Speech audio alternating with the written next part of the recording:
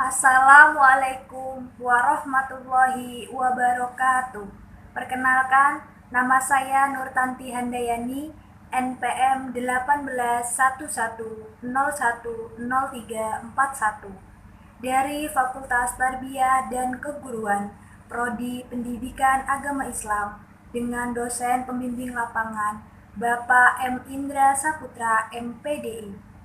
Di dalam video ini, saya akan menjelaskan materi MTS kelas 7. Di dalam video ini, saya akan menjelaskan materi MTS kelas 7, bab mengenai ketentuan sholat 5 waktu, yang mana dalam bab ini meliputi 1. Pengertian dan dalil sholat 5 waktu, 2. Syarat sholat, 3. Sunnah sholat, 4. Hal yang membatalkan sholat, 5. Rukun dan syarat sholat, 6. Bacaan-bacaan sholat 5 waktu, dan yang terakhir mengenai ketentuan waktu sholat fardu. 1. Mengenai pengertian dan dalil sholat 5 waktu. Sholat secara bahasa berarti doa. Secara istilah, sholat adalah ibadah yang terdiri dari perkataan dan perbuatan tertentu, yang dimulai dengan takbir dan diakhiri dengan salam. Yang mana dasar hukum diwajibkannya sholat terdapat dalam firman Allah, Quran Surat Al-Baqarah ayat 43, yang artinya, dan dirikanlah sholat, dan bayarkanlah zakat, dan rukuklah bersama orang-orang yang ruku. Selain itu juga, dasar hukum diwajibkannya sholat terdapat dalam hadis riwayat At-Tabrani, yang artinya, amal yang pertama kali akan dihisab bagi seorang hamba pada hari kiamat adalah sholat.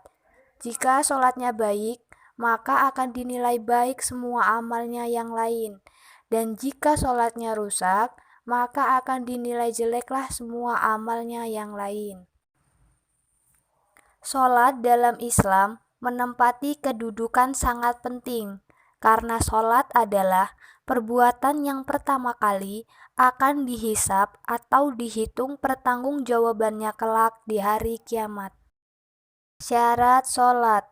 Adapun syarat sholat terbagi menjadi 2 jenis, yakni syarat sah sholat dan syarat wajib sholat. Syarat sah sholat meliputi 1. Suci badan dari hadas besar dan kecil, 2. Suci badan, pakaian, dan tempat dari najis, 3. Menutup aurat, yaitu aurat bagi laki-laki adalah antara pusar sampai lutut, sedangkan aurat perempuan adalah seluruh anggota badan kecuali kedua telapak tangan dan wajah. Yang keempat, telah masuk waktu sholat. Sholat tidak wajib dilaksanakan terkecuali apabila sudah masuk waktunya, dan tidak sah hukumnya sholat yang dilaksanakan sebelum masuk waktunya. Yang kelima, menghadap kiblat. Jika berada dalam Masjidil Haram Mekah, maka harus menghadap langsung, dan jika jauh dari Baitul Haram, maka cukup menghadap ke arahnya. Yang selanjutnya yaitu syarat wajib sholat yang meliputi 1. Islam. Maka tidak sah sholat yang dilakukan oleh orang kafir dan tidak diterima. Begitu pula halnya semua amalan yang mereka lakukan. Yang kedua, baligh, yaitu bagi laki-laki telah keluar sperma atau sudah berumur 15 tahun dan perempuan telah keluar darah haid atau sudah berumur 15 tahun. Akan tetapi, anak kecil itu hendaknya diperintahkan untuk melaksanakan sholat sejak berumur 7 tahun dan sholatnya itu sunnah baginya. Yang ketiga, berakal. Maka tidaklah wajib sholat itu bagi orang gila atau mabuk. Yang keempat, suci dari haid dan nifas bagi perempuan. Yang kelima, telah sampai dakwah kepadanya. Dan yang keenam, terjaga atau tidak sedang tidur. Sunnah sholat. Sunnah sholat merupakan ucapan atau gerakan yang dilaksanakan dalam sholat selain rukun sholat, yang mana sunnah-sunnah sholat dibagi menjadi dua, yaitu sunnah ab'ad dan sunnah hayat. Sunnah ab'ad adalah amalan sunnah dalam sholat yang apabila terlupakan harus diganti dengan sujud sahwi.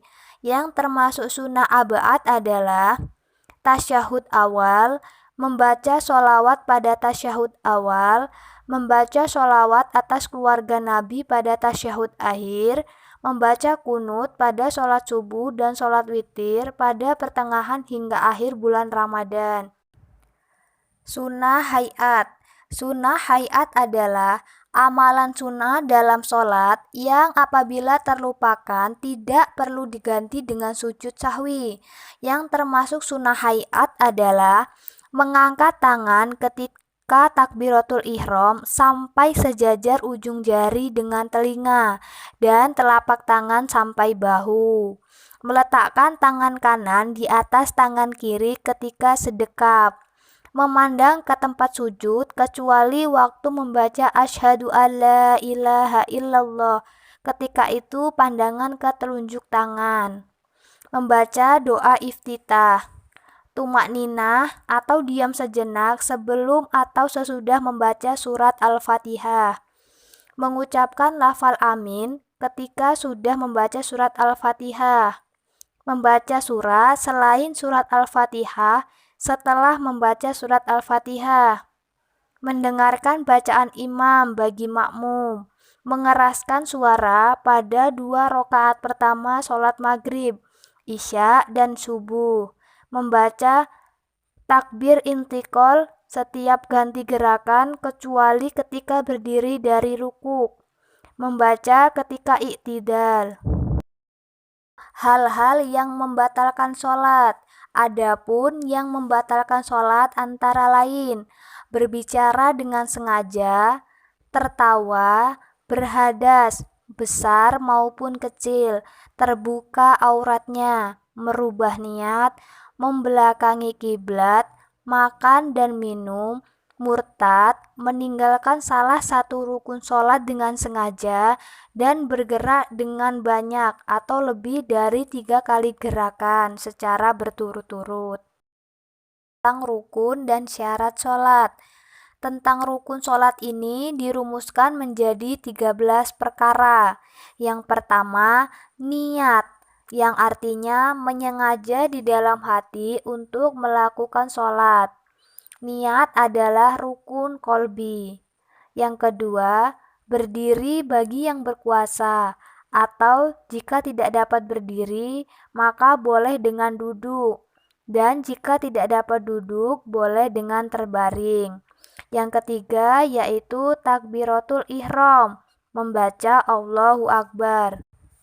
Yang keempat, membaca surat Al-Fatihah.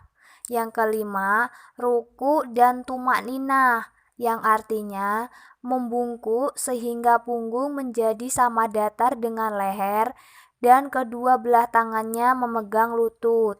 Yang keenam, iktidal dengan tumak ninah, yang artinya bangkit bangun dari ruku dan kembali tegak lurus tumak ninah. Yang ketujuh, sujud 2 kali dengan tumak ninah, yaitu meletakkan kedua lutut, kedua tangan, kening, dan hidung ke atas lantai. Anggota sujud ialah kening atau dahi, kedua telapak tangan, kedua lutut, dan kedua telapak kaki. Yang kedelapan, duduk antara 2 sujud dengan tumak ninah, yang artinya bangun kembali setelah sujud yang pertama untuk duduk sebentar, sementara menanti sujud yang kedua. Yang kesembilan, duduk untuk tasyahud akhir. Yang kesepuluh, membaca tasyahud akhir di waktu duduk di rakaat yang terakhir. Yang kesebelas, Membaca sholawat atas Nabi setelah selesai tasyahud akhir, maka dilanjutkan membaca pula sholawat atas Nabi dan keluarganya. Yang ke-12, mengucapkan salam yang pertama bila setelah selesai membaca tasyahud akhir dan sholawat atas Nabi dan keluarga beliau, maka memberi salam. Yang diwajibkan hanya salam pertama.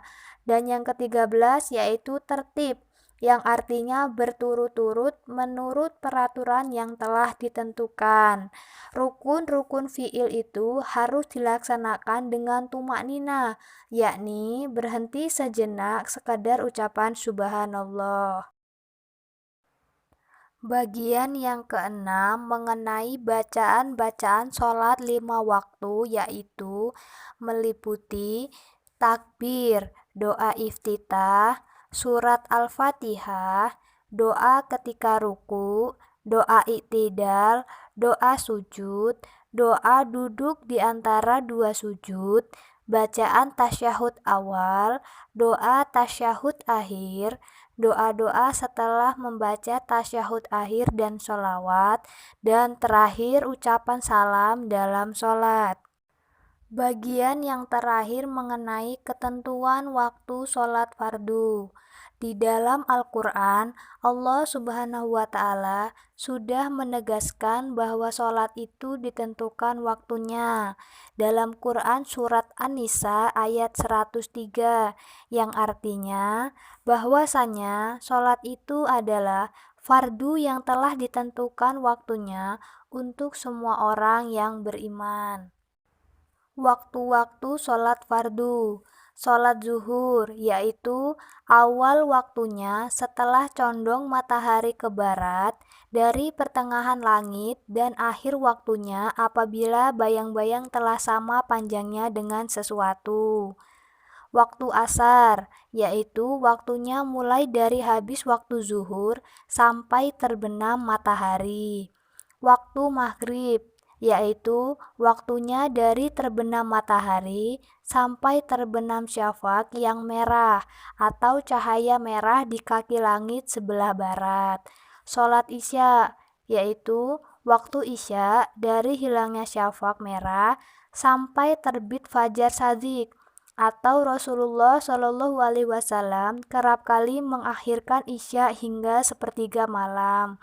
Waktu subuh, yaitu waktunya dari terbit fajar shadiq sampai terbit matahari.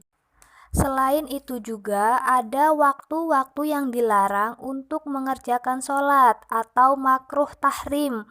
Orang mengerjakan sholat sunnah yang tiada sebab ialah: 1. Ketika matahari sedang tepat di puncak ketinggiannya hingga tergelincirnya, kecuali pada hari Jumat ketika orang masuk ke masjid untuk mengerjakan sholat tahiyat masjid. Yang kedua yaitu ketika terbit fajar hingga naik setombak atau lembing. Yang ketiga, ketika matahari sedang terbenam sampai sempurna terbenamnya. Demikianlah materi yang dapat saya jelaskan mengenai ketentuan sholat 5 waktu. Terima kasih atas perhatiannya, semoga bermanfaat. Wassalamualaikum warahmatullahi wabarakatuh.